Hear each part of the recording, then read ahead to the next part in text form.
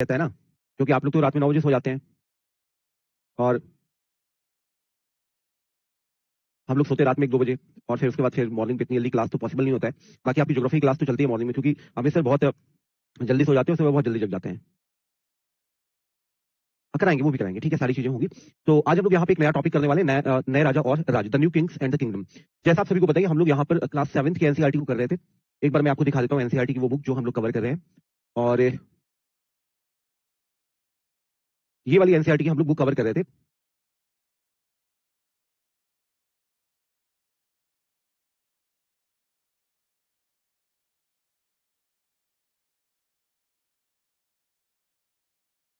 ये क्लास 7 के एनसीईआरटी वाली बुक है, ठीक है, जो 2019-20 के एनसीईआरटी है, वो है ये। और ये हमारा पहला वाला चैप्टर था, हजारों वर्षों के दौरान हुए परिवर्तनों की पड़ताल। ये वाला हम लोग चैप्टर कंप्लीट कर चुके थे।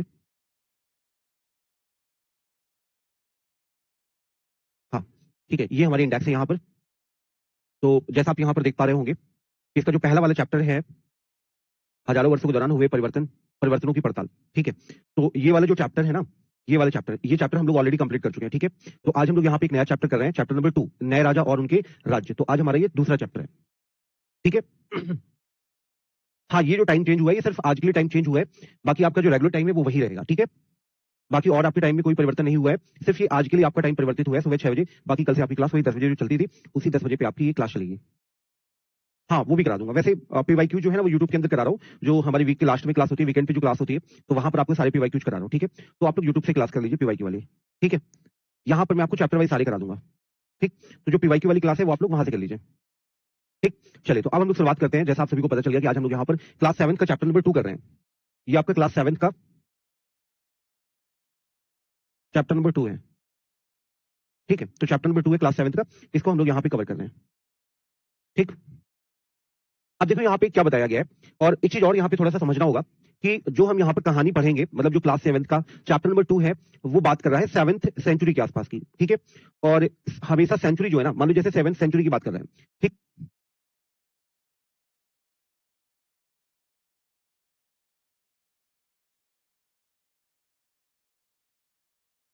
मान लो जैसे 7th सेंचुरी की बात कर रहे हैं, 7th सेंचुरी का मतलब है 7वीं शताब्दी की बात कर रहे हैं। कौन सी शताब्दी की बात कर रहे हैं? 7वीं शताब्दी की बात कर रहे हैं। और 7वीं शताब्दी की अगर ये बात कर रहे हैं, तो इसका मतलब क्या है? इसका मतलब है कि ये बात कर रहा है आपका 601 से लेकर के 699 तक, ठीक है। इस पीरियड के बारे में यहाँ पर ये बात कर रहा है, ठीक है। जैसे आपको पता है कि हम अभी कौन सी शताब्दी चल रही है, 21वीं शताब्दी चल रही है ना। और 21वीं शताब्दी का मतलब है कि हम लोग यहाँ पर 2000 से लेकर के 2600 लिख लो, ठीक है। 2000 से लेकर के हम लोग 2099 तक जब तक नहीं आ जाता, अभी 2026 चल रहा है ना, तो जब तक आपको 2099 नहीं आ जाता, तब तक आपकी 21st सेंचुरी ही चलेगी। ऐसी आपकी जो 7वीं सेंचुरी है, वो आपकी 600 से लेकर के आपकी 699 तक आपकी ये चलेगी, ठीक है। अब हम यहाँ पर देखते हैं कि शुरुआती दौर पे अगर भारत की बात करते हैं, तो ऐसा नहीं कि भारत में हमेशा से ही मुगल रूल कर रहे थे, या हमेशा से ही भारत में खिलजी रूल कर रहे थे, या तुगलक रूल कर रहे थे, या फिर इल्तुतमिश रूल कर रहा था। ऐसा बिल्कुल नहीं है, ठीक है। एक्चुअली क्या हुआ कि जब ये लोग भारत में आए, आप उदाहरण ले लीजिए ऐबक का, ठीक है। अब ऐबक के पहले आपका गौरी आया, और जब गौरी आया तो भारत में कौन शासन कर रहा था? तो उस समय भारत में शासन कर रहे थे पृथ्वीराज चौहान, है ना। जो दिल्ली और राजस्थान वाला पार्ट था, यहाँ पर आपके जो पृथ्वीराज चौहान है वो शासन कर रहे थे। अब जब यहाँ पर गौरी आया, तो ऑब्वियस सी बात है, गौरी को फिर इनसे लड़ाई करनी पड़ी पृथ्वीराज चौहान के साथ। और जो पृथ्वीराज चौहान के साथ यहाँ पर इनको लड़ाई करनी पड़ी, और पृथ्वीराज चौहान को हराया इन्होंने, जो गौरी है, गौरी ने जब हराया, तो हराने के बाद फिर यहाँ पर दिल्ली और जो भी आसपास का एरिया है, उन सभी एरियाज पे आपका गौरी का शासन हो गया। अब इसके बाद गौरी ने भारत को पे खूब लूटपाट करी, और लूटपाट करने के बाद फिर ये भारत से चला गया, है ना। और जब ये भारत से चला गया, तो भारत तो किसका हो गया? गौरी का हो गया ना, क्योंकि गौरी ने जो पहले का राजा था उसको हराया, और हराने के बाद वहां पर उसने शासन प्रारंभ कर लिया, है ना। और जब उसने शासन प्रारंभ कर लिया, तो ऑब्वियसली बात है वो एरिया उसका हो गया। और इसके बाद जब गौरी वापस चला गया, तो वापस जाने के बाद फिर अपने एक कह लो कि अपने एक दास को फिर यहाँ का गवर्नर अपॉइंट कर देता है, जिसका नाम है ऐबक। और इस तरीके से फिर आगे की जो कहानी है, वो ऐबक और दिल्ली सल्तनत के आसपास स्टार्ट हो जाती है, ठीक है। तो यहाँ पर ये बताया गया है कि पहले शुरुआती दौर पे किस तरीके से आखिरकार नए राजवंशों का उदय हुआ, उसके बारे में बताया गया है, ठीक। तो सबसे पहले यहाँ पर इस चैप्टर में बताया गया है नए राजवंशों का उदय, नए राजवंशों का उदय। इंग्लिश में कहा जाता है emergence of new kingdom, emergence of new kingdom, यानी कि नए राजवंशों का उदय, ठीक। अब ये नए राजवंशों के उदय, ये कहानी कब की हम लोग कर रहे हैं? ये बात हम लोग कर रहे हैं 7वीं शताब्दी की, 7वीं शताब्दी की बात कर रहे हैं, अर्थात हम लोग बात कर रहे हैं 7th सेंचुरी की, 7वीं शताब्दी या 7th सेंचुरी की बात कर रहे हैं। 7th सेंचुरी की बात कर रहे हैं। और हम लोग क्या बात कर रहे हैं, हम लोग यहाँ पर बात कर रहे हैं कि भारत के अंदर पहले कैसे आपके राजा थे। तो भारत के अंदर बहुत बड़े बड़े राजा थे, विशाल, क्योंकि भारत जो है वो एक विशाल साम्राज्य था, है ना, एक बहुत बड़ा उपमहाद्वीप था, सब कॉन्टिनेंट था। तो भारत के विभिन्न क्षेत्रों में बड़े भूस्वामी और योद्धा सरदार थे। ठीक है, एक बात तो ये क्लियर होगी। दूसरी बात कि भारत के अंदर जो बड़े राजा थे, भारत के अंदर जो बड़े राजा थे,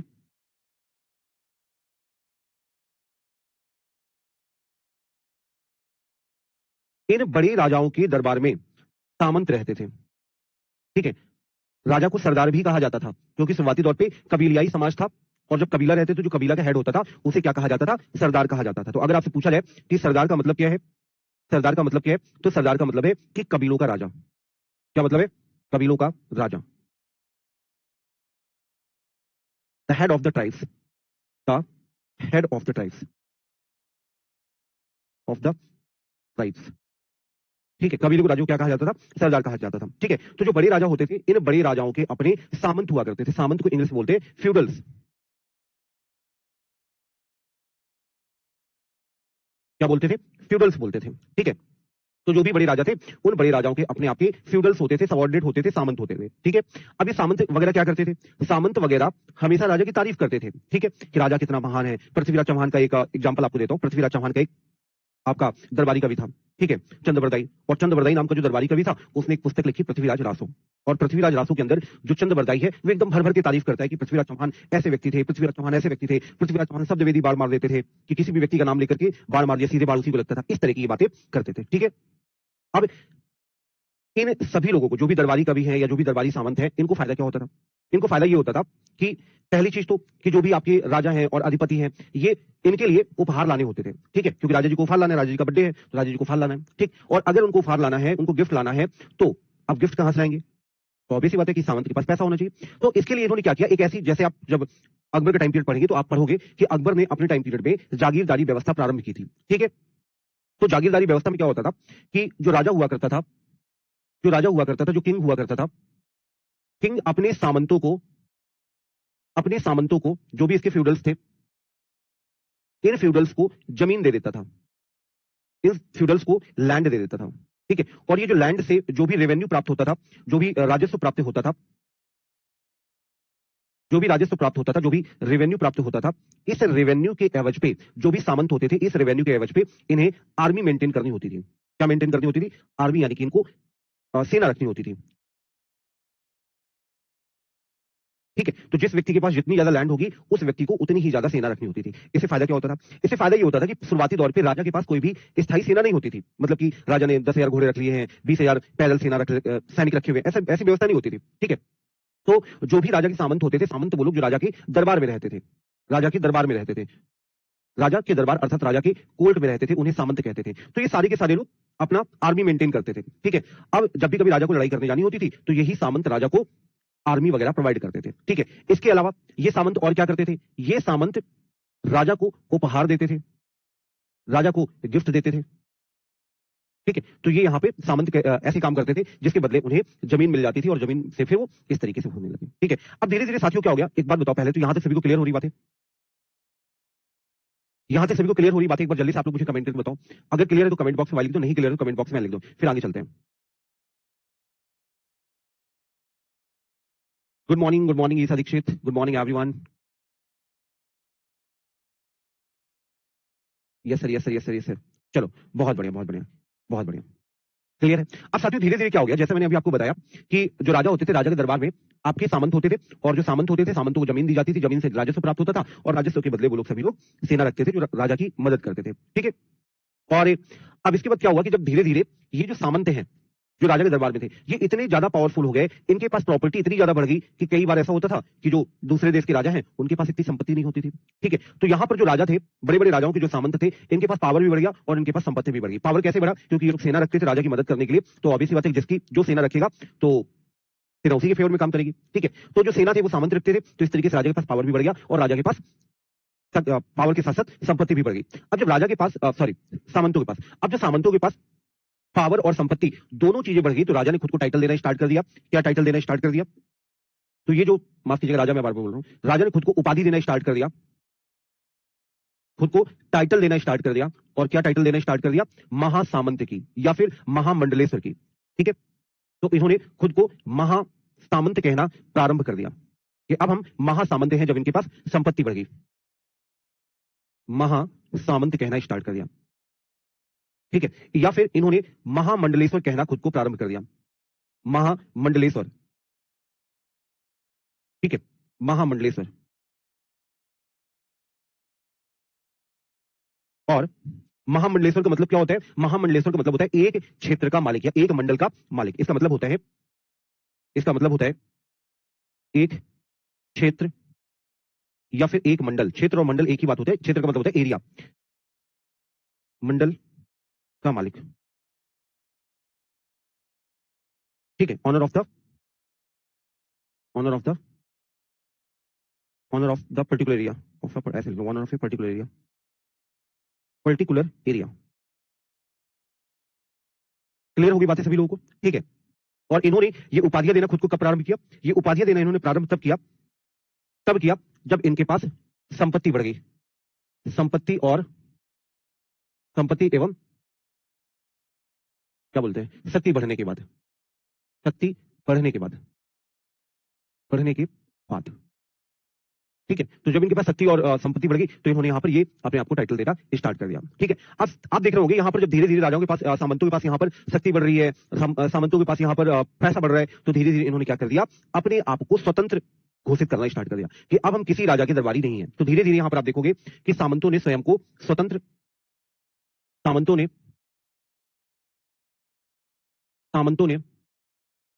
धीरे धीरे स्वयं की स्वतंत्रता की घोषणा करना स्टार्ट कर दिया। स्वतंत्रता की घोषणा प्रारंभ कर दिया। ठीक है, सामंतास started to become independence। ठीक है, तो सामंतों ने धीरे धीरे खुद को अपना क्या करना स्टार्ट कर दिया? स्वतंत्र रहना स्टार्ट कर दिया कि अब हम किसी राजा के अंडर पे नहीं है। ठीक है, इसका एक उदाहरण है दक्कन के राष्ट्रकूट, जो कभी चालुक्यों के अधीनस्थ हुआ करते थे। इसके एग्जाम्पल कौन सा है? इसका उदाहरण है आपका, आपके दक्कन के राष्ट्रकूट, दक्कन के राष्ट्रकूट, राष्ट्रकूट ऑफ द दक्कन।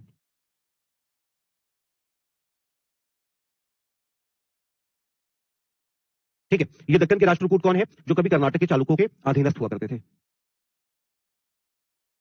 जो कभी कर्नाटक के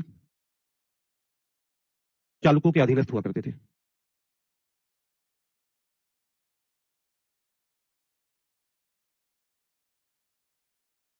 who were the subordinate of the who were subordinate of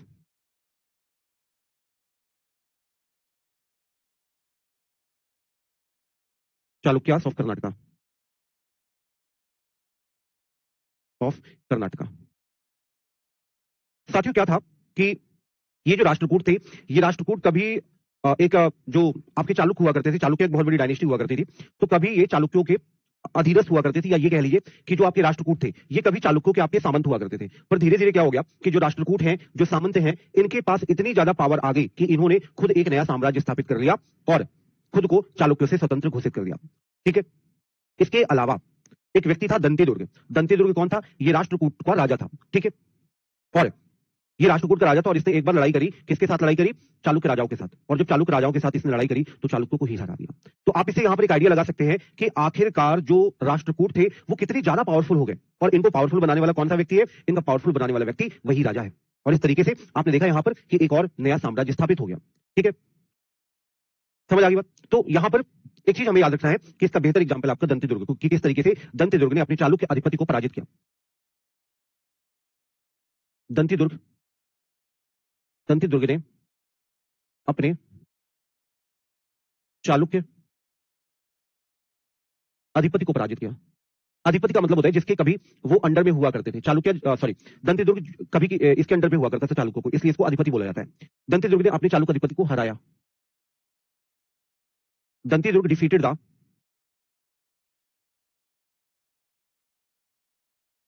defeated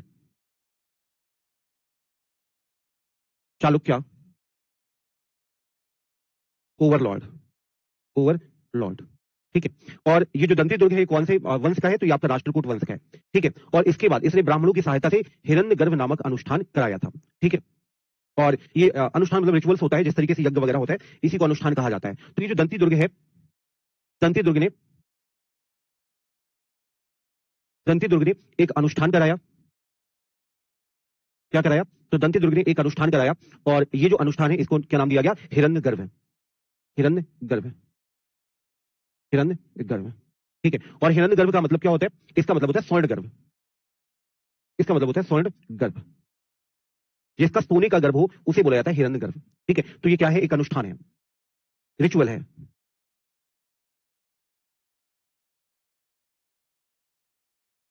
ठीक है, किसने रिचुअल्स कराया? जिसका नाम था आपका हिरण्यगर्भ।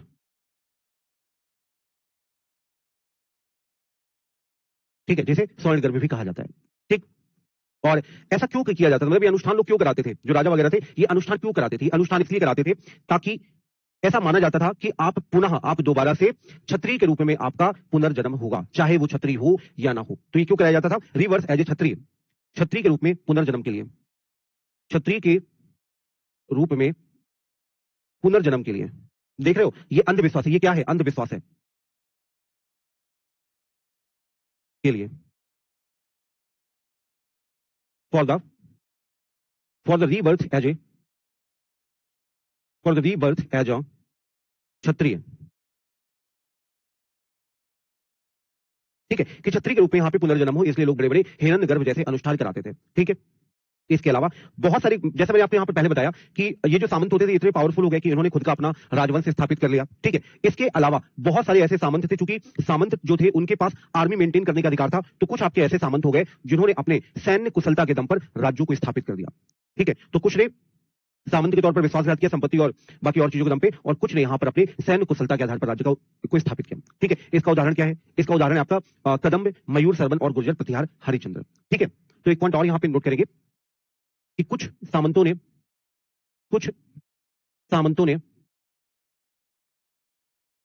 सैन्य कुशलता के दम पर सैन्य कुशलता के दम पर नए राज्यों की स्थापना की।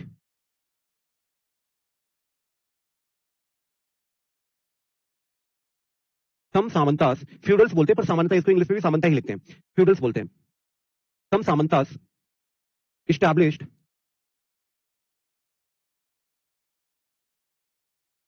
the new kingdoms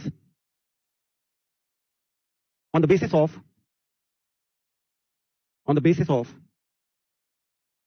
military skill. ठीक है, तो कुछ लोगों ने मिलिट्री स्किल के दम पर भी अपने नए राज्यों को स्थापित किया। इसका उदाहरण है आपका कदम में मयूर सरमन। उदाहरण है इसका कदम में मयूर सरमन।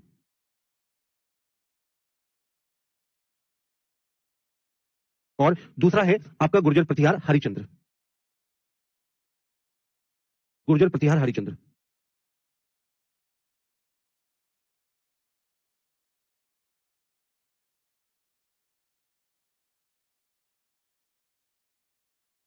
कदम्ब मयूर सरमन और गुर्जर प्रतिहार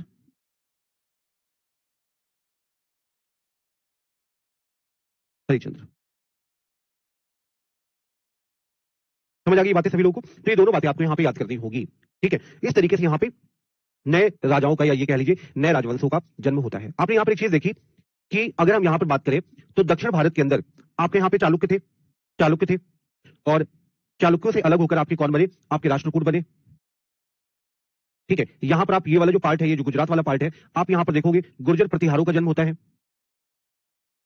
गुर्जर प्रतिहारों का जन्म होता है, अर्थात आप एक आइडिया लगा सकते हैं कि ऐसा बिल्कुल नहीं है कि ये आपके भारत के किसी एक भाग में ऐसी घटनाएं हो रही हो। भारत के जितने भी सामंत हैं, विभिन्न राजाओं के जितने भी सामंत हैं, इन सभी राजाओं ने, इन सभी सामंतों ने अपने आप को शक्ति के दम पर, संपत्ति के दम पे अलग कर दिया। ठीक है,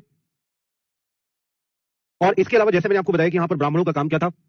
ब्राह्मणों का काम था कि मतलब जो यज्ञ अनुष्ठान वगैरह है वो करना, ठीक है। पर बहुत सारे ऐसे ब्राह्मण थे इसी टाइम पीरियड पे, 7वीं शताब्दी की जो हम बात कर रहे हैं, 7वीं शताब्दी के आसपास बहुत सारे ऐसे ब्राह्मण थे जिन्होंने अपना पारंपरिक व्यवसाय छोड़ दिया। ब्राह्मणों ने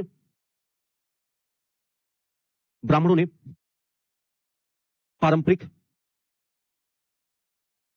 व्यवसाय छोड़ दिया। द ब्राह्मण्स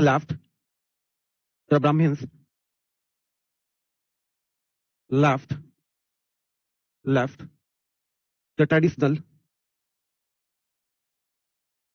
वर्क्स, ठीक है। और इन्होंने क्या किया कि इन्होंने अपना पारंपरिक काम छोड़ करके इन्होंने शस्त्र धारण कर लिया और शस्त्र धारण कर लिया एंड टूक द आर्म्स। अब साथियों यहां पर जब इन्होंने शस्त्र धारण किया तो ऑब्वियस सी बात है कि कोई व्यक्ति अगर पुस्तक छोड़कर शस्त्र धारण कर रहा है तो इसका मतलब क्या है कि वो पावर चाहता है ना। तो इसकी वजह से जब इन्होंने शस्त्र धारण किया तो इसकी वजह से कर्नाटक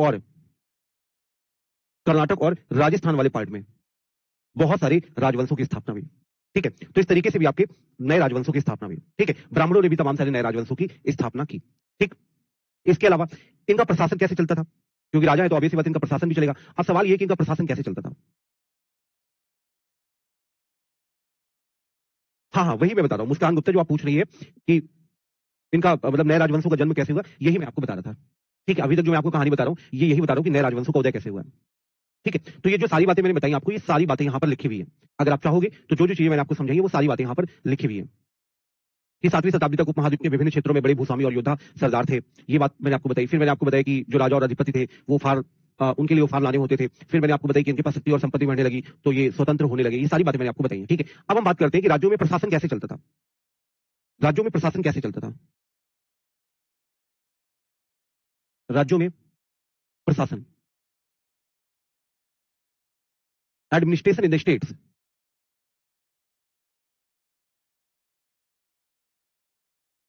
इन द स्टेट, ठीक है। राज्यों में आपका प्रशासन कैसे चलता था,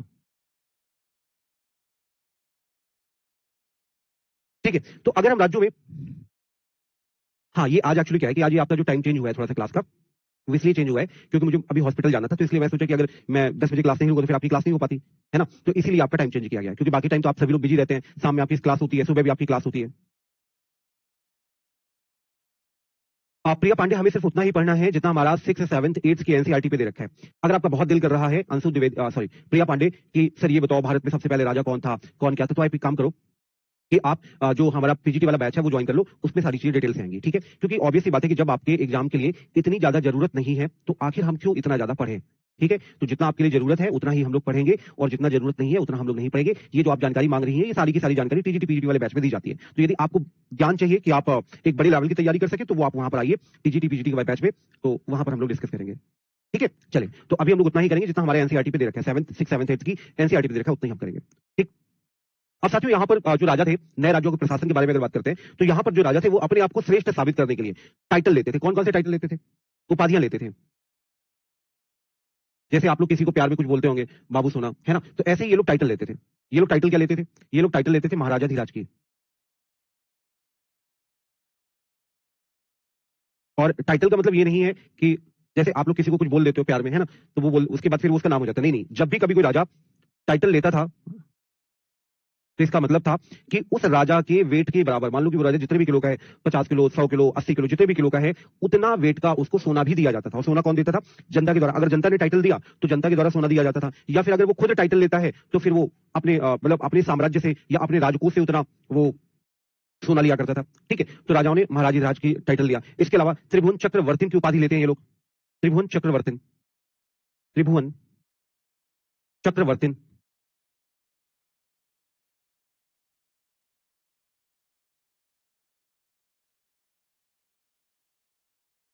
चक्रवर्ती, ठीक है। तो ये आपका त्रिभुवन चक्रवर्ती की उपाधि लेते हैं। और इसका मतलब क्या होता है, इसका मतलब होता है तीनों लोगों का स्वामी, तीनों लोगों का स्वामी,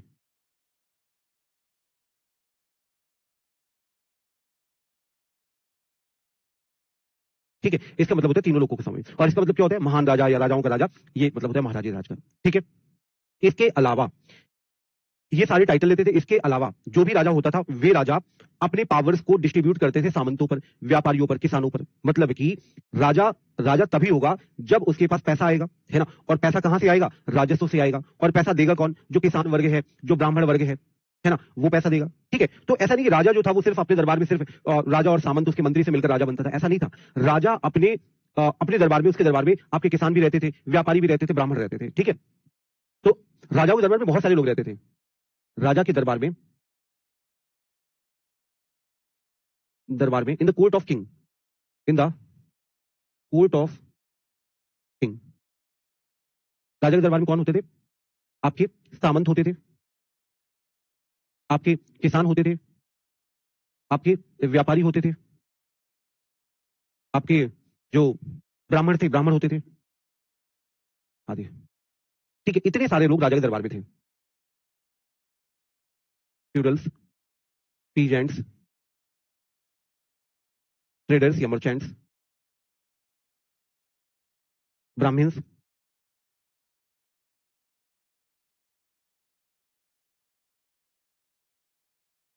ठीक है। तो ये सारे के सारे लोग जो थे वो आपके राजा के दरबार में होते थे। ठीक है, इसके अलावा राजा के राज्य में संसाधन के उत्पादक भी हुआ करते थे। संसाधक के उत्पादक का मतलब क्या है? जो उत्पादन करते थे, जैसे किसान हो गया, पशुपालक हो गए, कारीगर हो गए। ठीक है, तो इन्हें संसाधक उत्पादक कहा जाता था। राज्यों में संसाधक उत्पादक कहा जाता था। राज्यों में संसाधक उत्पादक भी होते थे, उत्पादक भी होते थे। और ये संसाधक उत्पादक कौन होते थे? The resource producer.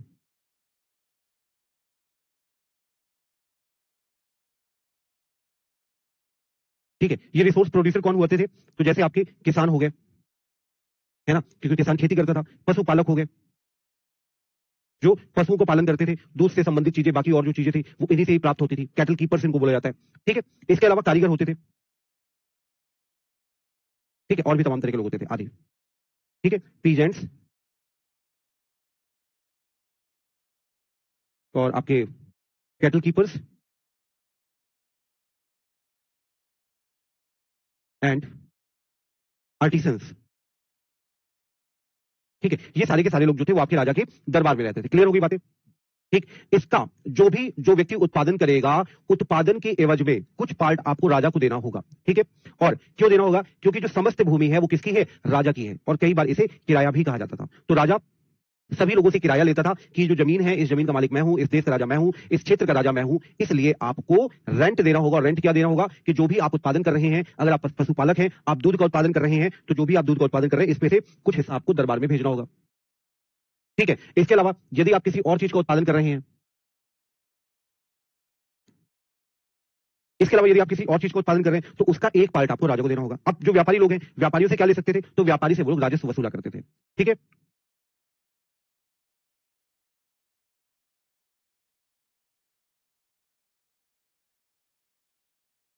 उत्पादन का एक भाग किराए के रूप में, किराए के रूप में। मैं इसको टैक्स नहीं बोल रहा हूं, क्योंकि एनसीईआरटी में इसको टैक्स नहीं बोला गया। मैं चाहता तो इसको टैक्स भी बोल सकता था कि एक पार्ट टैक्स के रूप में लिया जाता है। इसको मैंने बोला कि एक भाग किराए के रूप में लिया जाता है, क्योंकि एनसीईआरटी यहां पर रेंट लिखता है। ठीक है, तो उत्पादन के एक भाग किराए के रूप में। A part of production, a part of production as a rent. ठीक है, और जो मर्चेंट होते थे, मर्चेंट से राजस्व लिया जाता था। जो व्यापारी होते थे, व्यापारी से क्या लिया जाता था? व्यापारी से आपका राजस्व लिया जाता था।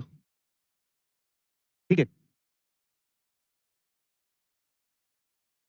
रेवेन्यू लिया जाता था। क्लियर होगी बातें? तो यहां पर इनसे रेवेन्यू लिया जाता था। ठीक, अब ये जो मतलब राजा जो भी पैसा ले रहा है, और राजा जो भी उसके राज दरबार में जो भी संसाधनों का उत्पादन हो रहा है, इस संसाधन को उसका उपयोग कहां पे करता था?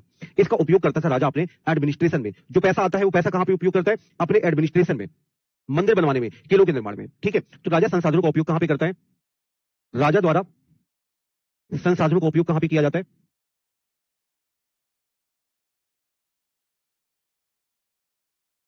Utilisation of the resources by the king, utilization of the resources by the king. ठीक है, तो इसका उपयोग कहां पे किया जाता है? राज्य के प्रशासन में,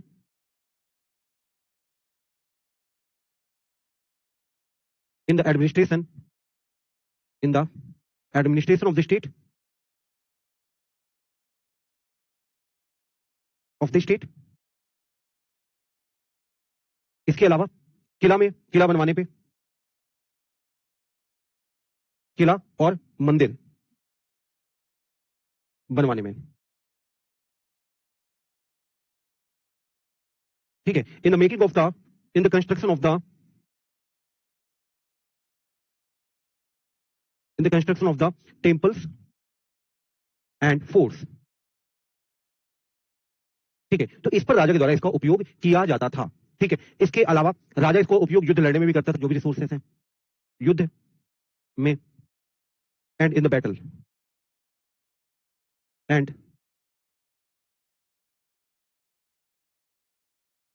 forts and in the battles, in the battles, ठीक है। तो बैटल्स पे भी इसका यहां पर इसके द्वारा उपयोग किया जाता था, ठीक है।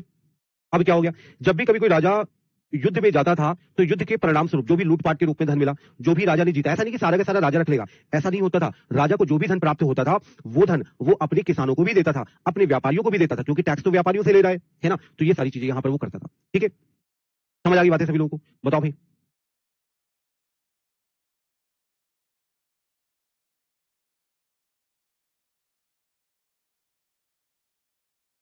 हाँ, व्यापारी के कर को राजस्व कहते हैं। राजस्व का मतलब टैक्स ही तो होता है, ठीक। अब देखो, जो चीजें मैंने आपको समझी सारी चीजें यहां पर लिखी हुई हैं।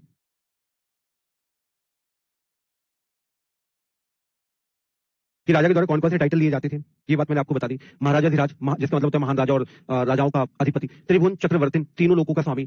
फिर वे सामंतों, किसानों और व्यापारियों और ब्राह्मणों के संघों के साथ सत्ता साझा करते, मतलब इन सभी लोगों को अपने दरबार में ये लोग शामिल करते थे, राजा जो थे।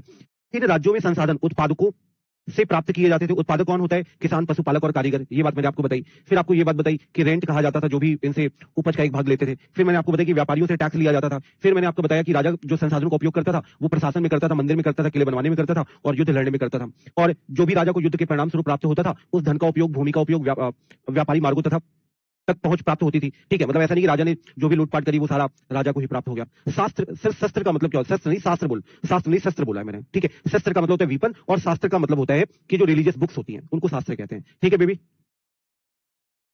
ठीक। राजस्व एकत्र करने वाले अधिकारियों की नियुक्ति सामान्यतः प्रभावशाली परिवारों से की जाती थी। मतलब ऐसा नहीं कि राजा जो है वो किसी भी व्यक्ति को उठाकर के अपना सामंत बना लेगा, ऐसा नहीं होता था, ठीक है।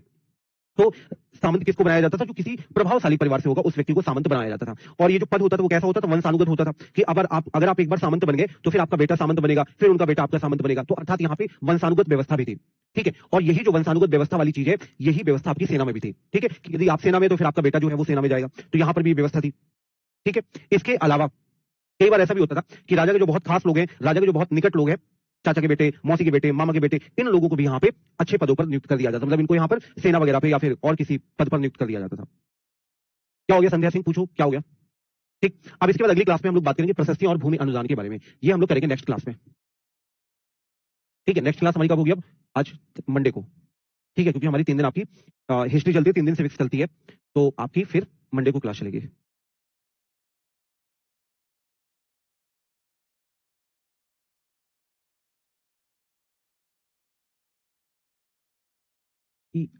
भाई अगर आपकी एक दिन अगर टाइमली क्लास नहीं होती, किसी और टाइम पे हो गई, तो इसमें इतनी आफत वाली क्या बात है? इतना क्यों परेशान हो रहे हो? सिर्फ एक दिन ही तो किसी और टाइम पे क्लास हो रही है आपकी। किसी के साथ परेशानी भी हो सकती है, आपके साथ भी हो सकती है, आपके जानने वालों के साथ भी हो सकती है, तो परेशानी किसी के साथ भी हो सकती है। तो अब मेरे पास 2 ही ऑप्शन थे, तो आपकी आज की क्लास में करता या फिर आपकी किसी और टाइम पे करता। तो मुझे बेहतर ये लगा कि आपकी जो क्लास है वो किसी और टाइम पे कर लो। तो इतना आफत क्यों मचा रहे हो आप लोग? सर टाइम चेंज कर दिया क्या? सर आप कभी भी क्लास ले लेते हो, ये कौन सी बात है? ये बताओ, हफ्ते में 7 दिन क्लास होती है, कौन सा ऐसा दिन है जब आपकी क्लास 10 बजे के अलावा किसी और दिन होती है? तभी होती है जब कोई परेशानी होती है, ठीक है। चलो, तो आज के सेशन में हम लोग इतना ही करते हैं और फिर हम लोग मिलेंगे अगली क्लास के अंदर। 7 बजे आपकी अगली क्लास होगी। तो thank you so much everyone for joining the session. और कल हम लोग फिर इसी टाइम, मतलब सुबह 10 बजे मिलेंगे, ओके। और अब कल हम लोग बात करेंगे सिविक्स के बारे में। Thank you so much everyone.